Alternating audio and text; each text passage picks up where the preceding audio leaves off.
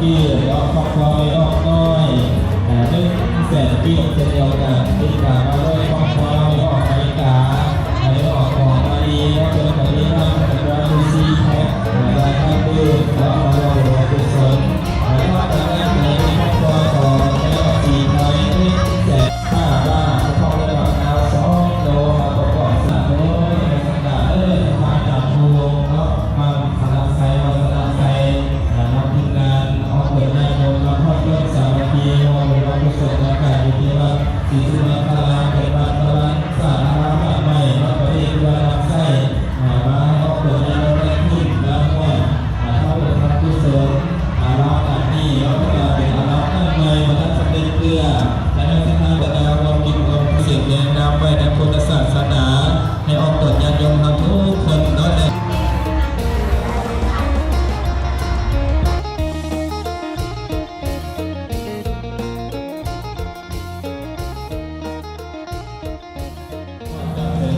ยุ่งไก่แต่กับมาฮอดจอดถึงกันว่าแล้วทีมงานสนามทีมงานบ้านพวนไซเหลือมาฮอดจอดถึงวันนี้เนาะนำทีมงานโดยเนาะไม่ออกต้อยเนาะไม่ออกศูนย์พร้อมด้วยทีมงานทำวัดทุกท่านบ้านพวนไซเหลือได้มาประกอบส่วนได้มาร่วมบุญร่วมกุศลทอดต้นสามัคคีวัดศรีสุวรรณพลาบ้านเฮาขอให้ทุกท่านเนาะคือประเทศเราทำเฮา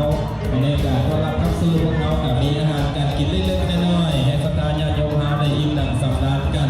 โดยเฉพาะอย่างยิ่งวิไลเส้นเดียวกันทีมงาน4 วิไลมาเป็นผู้แรกแขกมา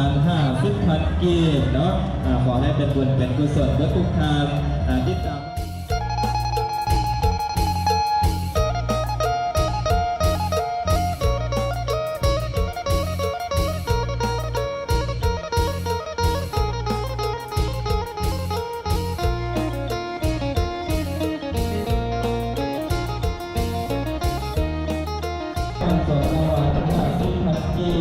นอกจากนี้เป็นเรื่องของเราบ้านมีไซบ้านกระซิบเป็นเรื่องของเรามีเองแล้วก็แค่เป็นมีครอบครัว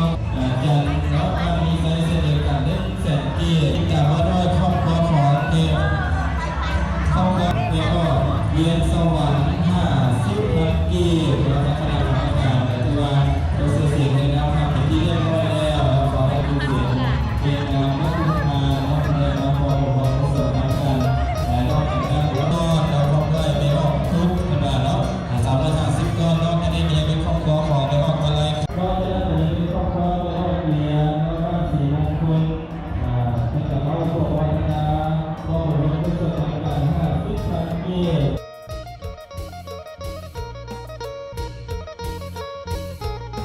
ที่จะเราโปรดวัฒนาพวกหลวงพุทธรัตน์200,000 กีอาจารย์ที่วัดศรีไลเราไปสิเป็นใต้เทียนบางทีนั้นก็มาประกอบส่วนสาขาพัฒนา200,000 กีนะครับการแนว